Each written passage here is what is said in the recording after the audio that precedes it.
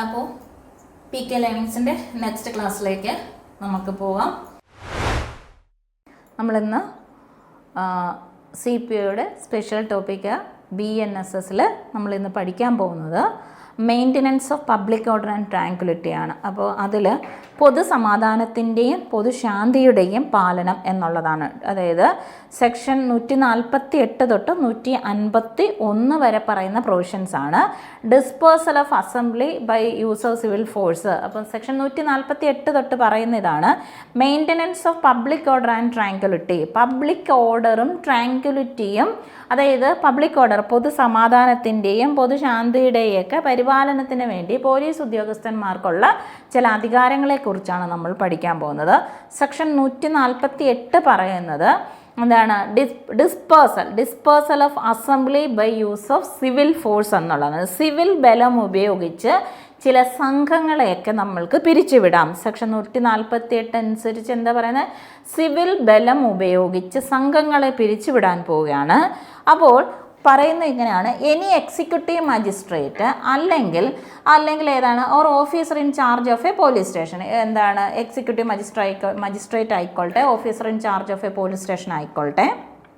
അപ്പോൾ എന്താണ്? In the absence of such അപ്പം ഒരു എക്സിക്യൂട്ടീവ് മജിസ്ട്രേറ്റോ officer in charge of the police സ്റ്റേഷനോ അവരുടെ അസാന്നിധ്യത്തിൽ such officer in charge any police officer, ഏത് പോലീസ് ഉദ്യോഗസ്ഥനോ ഇവിടെ ഏത് പോലീസ് ഉദ്യോഗസ്ഥൻ എന്ന് പറയുമ്പോൾ സബ് ഇൻസ്പെക്ടർ റാങ്കിൽ കുറയാൻ പാടുള്ളതല്ല. And any officer not below the rank of a sub inspector may എന്നുള്ളതാണ്. മേ എന്ത് ചെയ്യാൻ പറ്റും? അവർക്ക് command any unlawful assembly or any assembly of 5 or more persons. അപ്പോൾ എന്ത് ചെയ്യാനാണ് ഇവർക്ക് പറ്റുന്നതെന്ന് ചോദിച്ചു കഴിഞ്ഞാൽ, അപ്പോൾ dispersal of assembly by use of civil force, civil ബലം ഉപയോഗിച്ച് ഒരു സംഘം എന്ന് പറയുന്നത് ഇവിടെ എന്ത് സംഘമാണുള്ളത്? അൺലാഫുൾ അസംബ്ലിയാണ്. ഈ അൺലാഫുൾ അസംബ്ലി ആയിക്കാൻ അപ്പോൾ എന്താണ്? അന്യായമായിട്ട് നിയമവിരുദ്ധമായി സംഘം ചേരുന്ന സംഘങ്ങളാണല്ലോ അൺലാഫുൾ അസംബ്ലി എന്ന് പറയുന്നത്. അപ്പോൾ അൺലാഫുൾ അസംബ്ലിയോ any assembly of 5 or more persons, ഏത് അസംബ്ലി ആയിക്കോട്ടെ, അവിടെ 5 അതിലധികം ആൾക്കാരെന്ന് പറയുന്നത് അവരുടെ ഉദ്ദേശം എന്ന് പറഞ്ഞാൽ likely to cause disturbance of the public, അതായത് പബ്ലിക് പൊതുസമാധാനത്തിന് ശാന്തിക്കൊക്കെ അതിനൊരു ഡിസ്റ്റർബൻസ് ഉണ്ടാക്കുക. അതല്ല എന്നുണ്ടെങ്കിൽ അങ്ങനെയുള്ള ആ സംഘത്തിനെ ഡിസ്പേഴ്സ് ചെയ്യണം. അതിനെ ഡിസ്പേഴ്സ് ചെയ്യുന്നതിലേക്ക് വേണ്ടിയിട്ട് അതിനുശേഷം it is the duty of the members of such assembly to disperse, അതായത് ഒരു സംഘത്തിനോട് പിരിഞ്ഞു പോകാൻ ആവശ്യപ്പെട്ടിരിക്കുന്നതാണ്. അതായത് പൊതുസമാധാനത്തിനും ശാന്തിക്കും എഗെയിൻസ്റ്റ് ആകുന്ന തരത്തിലുള്ള അൺലാഫുൾ അസംബ്ലിക്കാരെ ഇവിടുന്ന് പിരിഞ്ഞു എന്ന് പറഞ്ഞിട്ടും പിരിഞ്ഞു പോയിട്ടില്ല എന്നുണ്ടെങ്കിൽ ഈ പറഞ്ഞ തരത്തിലുള്ള എക്സിക്യൂട്ടീവ് മജിസ്ട്രേറ്റിനോ officer in charge of the police സ്റ്റേഷനോ ഇനി അവരുടെ അസാന്നിധ്യത്തിൽ ഏതെങ്കിലും പോലീസ് ഉദ്യോഗസ്ഥന്മാർ, സബ് ഇൻസ്പെക്ടർ റാങ്കിൽ കുറയാതെയുള്ള ഏത് പോലീസ് ഉദ്യോഗസ്ഥർക്കും ഈ പറയുന്ന അൺലാഫുൾ ഈ പറയുന്ന അസംബ്ലിയെ എന്ത് ചെയ്യാം? ഡിസ്പേഴ്സ് ചെയ്യാം, പിരിച്ചുവിടാവുന്നതാണ്. ഓക്കെ, ഇനി അങ്ങനെ കമാൻഡ് ചെയ്തിട്ടും അങ്ങനെ ഒരു assembly does not disperse. Okay, ഒരു കമാൻഡ് ചെയ്യുന്നു. കമാൻഡ് എന്ന് പറഞ്ഞു കഴിഞ്ഞാൽ എന്താണ്? പിരിഞ്ഞു പോയിനടാ എന്ന് പറഞ്ഞിട്ടും പോകാത്ത സംഘങ്ങളൊക്കെ ഉണ്ട്.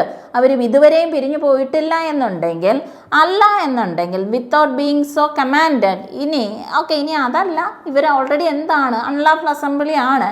It conducts itself in a manner as to show a determination not to disperse. അത് മാത്രമല്ല, പറഞ്ഞിട്ട് പിരിഞ്ഞു പോയിട്ടുമില്ല, പിരിഞ്ഞു പോകാനൊരൊട്ട് ഉദ്ദേശം കാണിക്കുന്നതുമില്ല എന്നുണ്ടെങ്കിൽ ഏതും എക്സിക്യൂട്ടീവ് മജിസ്ട്രേറ്റിനോ പോലീസ് ഓഫീസറോ തൊട്ട് മുമ്പേ പറഞ്ഞിട്ടുള്ള ആൾക്കാർക്ക് മേ പ്രൊസീഡ് ടു ഡിസ്പേഴ്സ്, അങ്ങനെ ഒരു അസംബ്ലിയെ പിരിച്ചുവിടുന്നതിലേക്ക് വേണ്ടിയിട്ട് ബലപ്രയോഗം നടത്താം, ഫോഴ്സ് ഉപയോഗിക്കാം.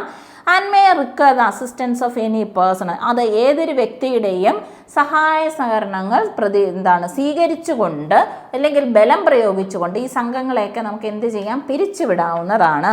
ഓക്കെ, ദെൻ അത് മാത്രമല്ല, ഇനി not being an officer or member of the armed forces. ഇനി ഓഫീസറോ അതല്ല എന്നുണ്ടെങ്കിൽ മെമ്പറോ അതൊരു എന്താണ് സായുധ സേനയിൽ ആംഡ് ഫോഴ്സിലുള്ള ആൾക്കാരാണെങ്കിൽ and acting as such for the purpose of ഇനി ഈ അസംബ്ലി പിരിച്ചു വിടുന്നതിലേക്ക് വേണ്ടി അവർ പ്രവർത്തിക്കുന്ന സമയത്ത് ആവശ്യമാകുന്ന പക്ഷം എന്താണ് അറസ്റ്റ് ചെയ്യുകയോ ഇവരെയൊക്കെ കൺഫൈൻ ചെയ്യുകയോ ചെയ്യാവുന്നതാണ്.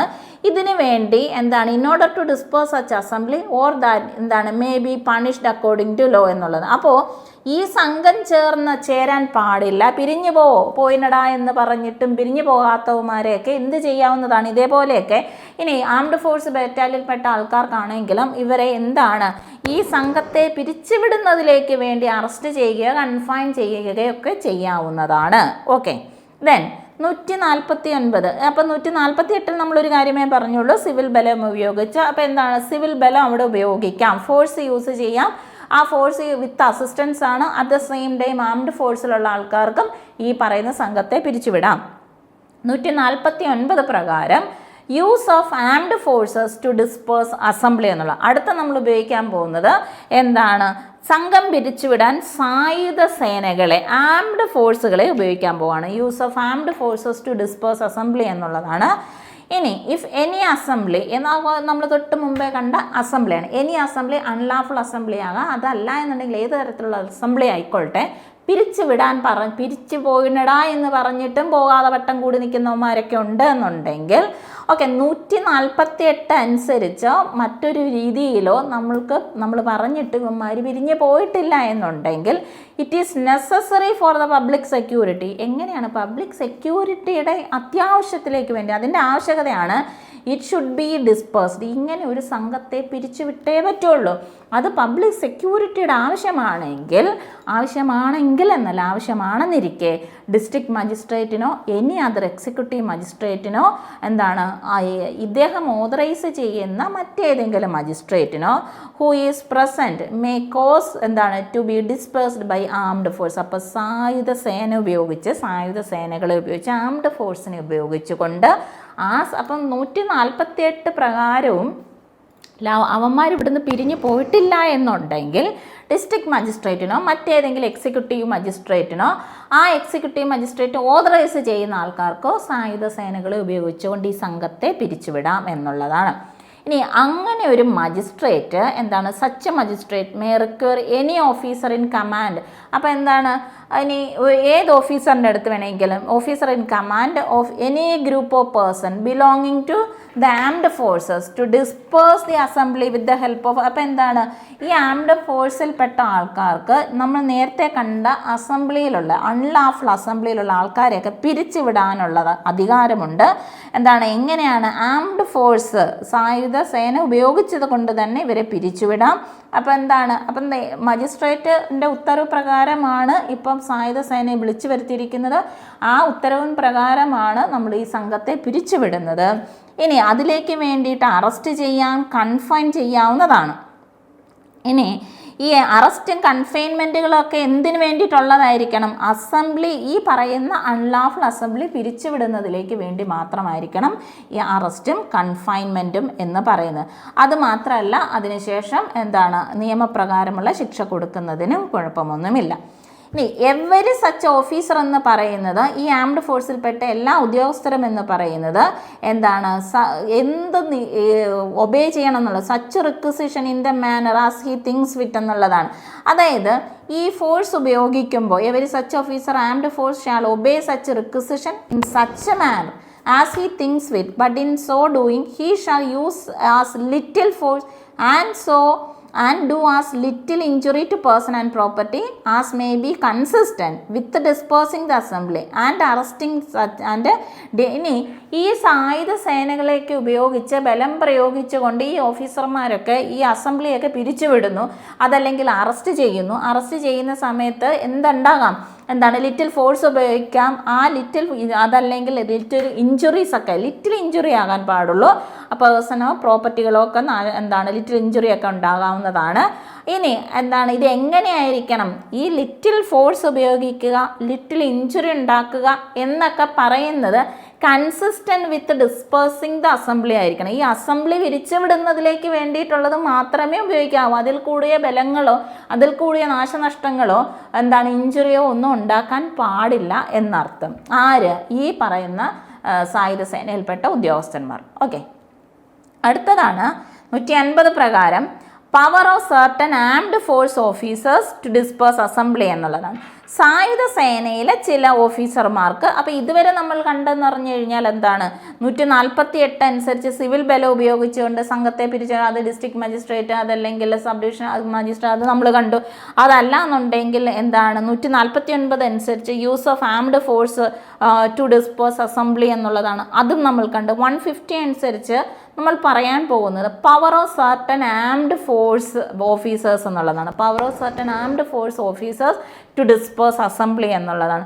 അപ്പോൾ സായുധ സേനയിലെ ചില ഉദ്യോഗസ്ഥന്മാർക്ക് ഈ പറയുന്ന അസംബ്ലി എന്ന് പറയുമ്പോൾ നോർമലുള്ള അസംബ്ലി അല്ല, അൺലാഫുൾ അസംബ്ലിയാണ്. കാരണം അത് നമ്മൾ 148 അനുസരിച്ച് നമ്മൾ പറഞ്ഞു കഴിഞ്ഞ സംഗതിയാണ്. എപ്പോഴാണോ ഈ പബ്ലിക് സെക്യൂരിറ്റി എന്ന് പറയുന്നത് അപകടത്തിലാകുന്നത്, അതെന്ന് പറഞ്ഞു കഴിഞ്ഞാൽ വെറുതെ അങ്ങ് അപകടത്തിലാവുകയല്ല. ഈ വട്ടം കൂടിയിരിക്കുന്ന അൺലാഫുൾ അസംബ്ലി നടത്തുന്ന 148 പ്രകാരം നമ്മൾ നേരത്തെ കണ്ടതാണ്. ഈ വട്ടം കൂടിയിരിക്കുന്നവന്മാരാണ് ഈ പൊതുസമാധാനത്തിന് ശല്യമായിട്ട് വരുന്നത്.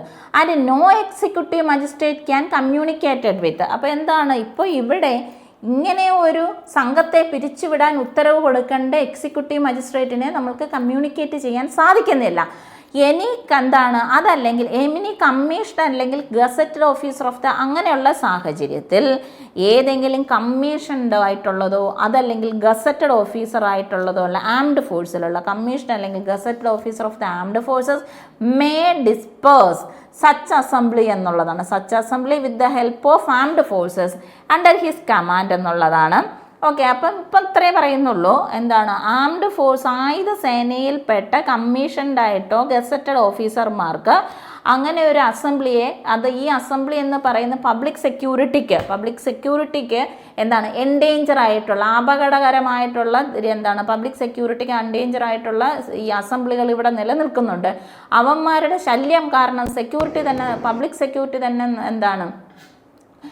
പബ്ലിക് സെക്യൂരിറ്റിക്ക് ഭീഷണിയാകുന്ന ഒരു സമയത്ത് എക്സിക്യൂട്ടീവ് മജിസ്ട്രേറ്റിനെ ഒന്നും കോൺടാക്ട് ചെയ്യാൻ പറ്റുന്നില്ല എന്നുണ്ടെങ്കിൽ സായുധ സേനയിലെ കമ്മീഷൻഡ് ആയിട്ടോ ഗസറ്റഡ് ആയിട്ടുള്ള ഒരു ഉദ്യോഗസ്ഥന് അദ്ദേഹത്തിൻ്റെ കമാൻഡിൽ ഈ പറയുന്ന സംഘങ്ങളെയൊക്കെ പിരിച്ചുവിടാം, അതിലേക്ക് വേണ്ടിയിട്ട് അറസ്റ്റ് ചെയ്യാൻ, കൺഫൈൻ ചെയ്യാം. അതൊക്കെ ഇതിൻ്റെ ഈ നമ്മളുടെ സംഘത്തെ പിരിച്ചുവിടുന്നതിൻ്റെ ഒരു പാർട്ടായിട്ട് ഉള്ളതാണ്. ഇനി അങ്ങനെ ഒരു അസംബ്ലി ഡിസ്പോസ് ചെയ്യുന്ന സമയത്ത് or that they may be punished according to law, but if while ഇങ്ങനെ ആക്ട് ചെയ്യുന്ന സമയത്ത് ഓക്കെ എക്സിക്യൂട്ടീവ് മജിസ്ട്രേറ്റിന് അന്നേരം കമ്മ്യൂണിക്കേറ്റ് ചെയ്യാൻ പറ്റിയില്ല. പക്ഷേ ഇവിടെ ഒരു അൺലോഫുൾ അസംബ്ലി ഉണ്ട്, ഇപ്പം ഒരു പബ്ലിക്കിന് ശല്യമാണ്, എത്രയും വേഗം ഡിസ്പോസ് ചെയ്തേ പറ്റൂ.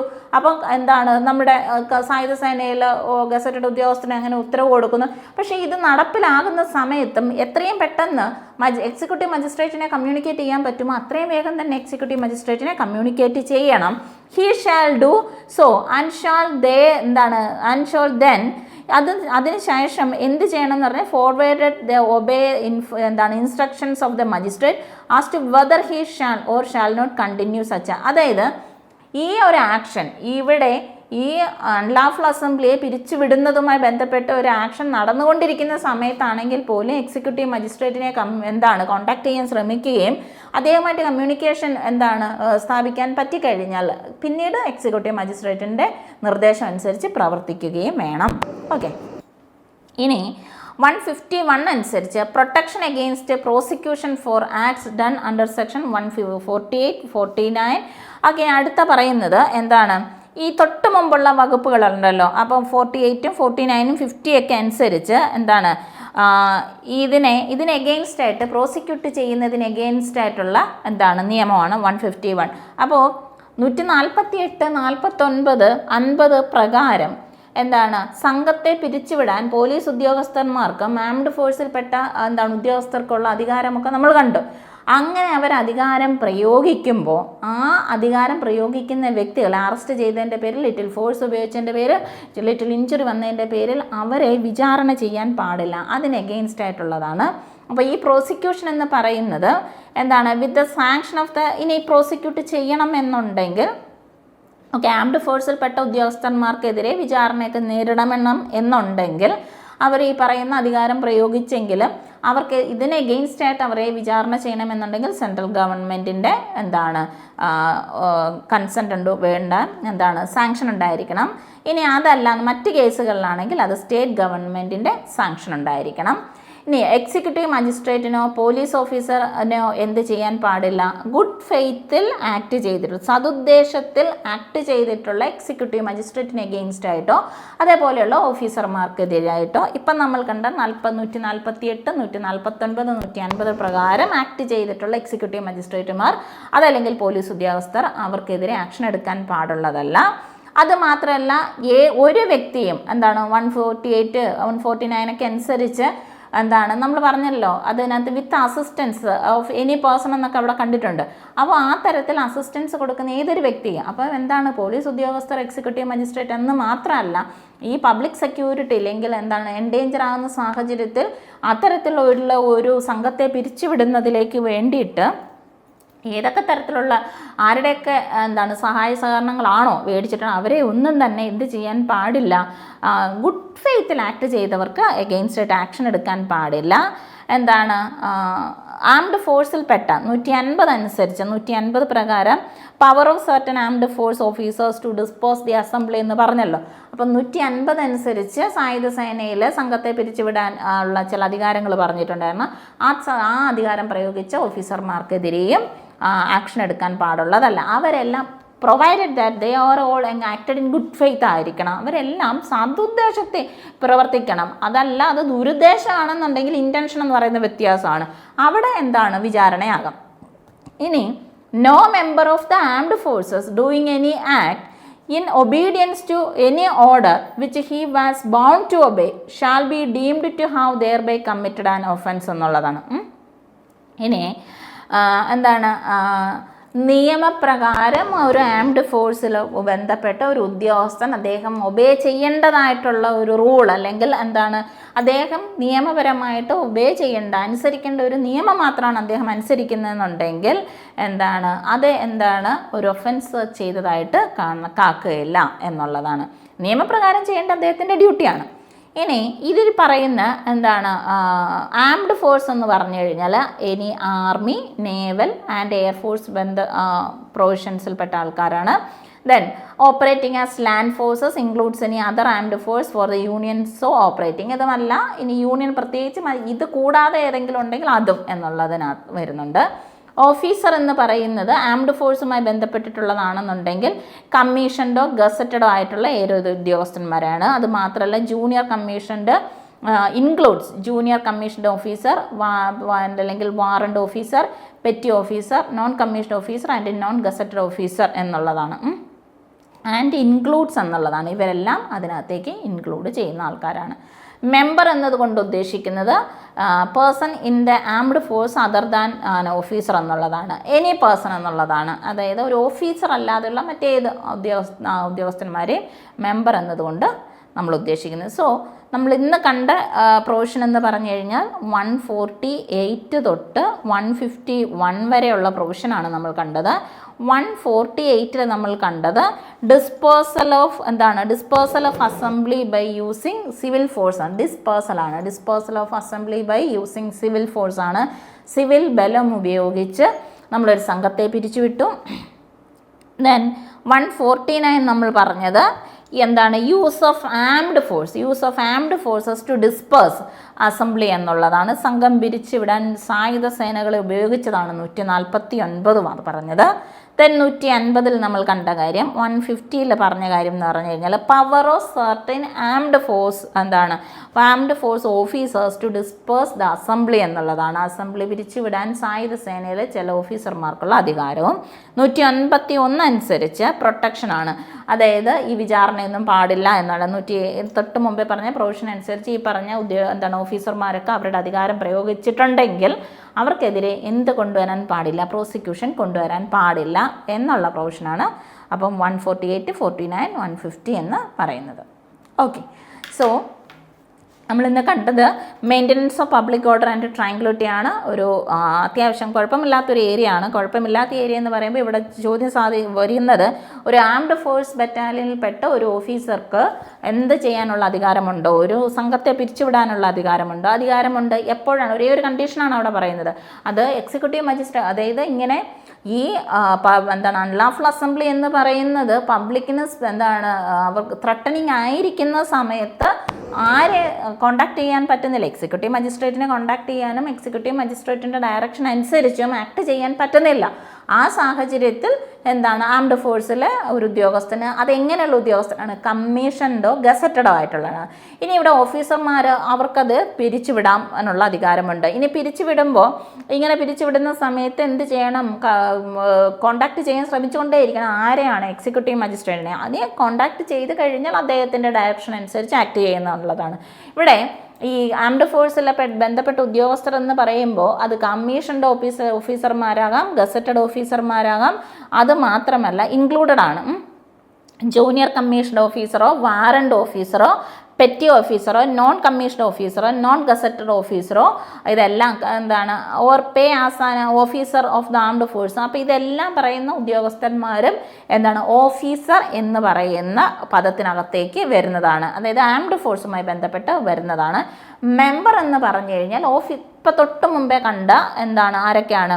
Junior commissioned officer, warrant officer, petty officer, non commissioned officer, non gazetted officer, അതല്ലെങ്കിൽ കമ്മീഷൻഡ് ഗസറ്റഡ് ഓഫീസർ അല്ലാതെയുള്ള ഏത് പേഴ്സൺസിനെയും വ്യക്തികളെ നമ്മൾ എന്തെന്ന് വിളിക്കും? മെമ്പർ എന്ന് വിളിക്കുന്നതാണ്. സോ അപ്പോൾ maintenance of public order and tranquillity public ഓർഡറും ട്രാങ്ക്വിലിറ്റിയും നിലനിർത്തുന്നതുമായി ബന്ധപ്പെട്ട് പോലീസ് ഉദ്യോഗസ്ഥന്മാരുടെ അധികാരപരിധി നമ്മളുടെ ഭാരതീയ ന്യായ സംഹിത അനുസരിച്ച് പറഞ്ഞിട്ടുള്ള പ്രൊവിഷൻസാണ്. ആദ്യമാണ് നമ്മൾ ഇതുവരെ 48 തൊട്ട് 51 വരെ കണ്ടത്. സോ നമ്മൾ നെക്സ്റ്റ് ക്ലാസ്സിൽ അടുത്ത ഏരിയയുമായിട്ട് നമ്മൾ പ്രിവെൻറ്റീവ് ആക്ഷൻ ഓഫ് ദ പോലീസുമായിട്ട് നമുക്ക് നെക്സ്റ്റ് ക്ലാസ്സിൽ കാണാവുന്നതാണ്. ഓക്കെ.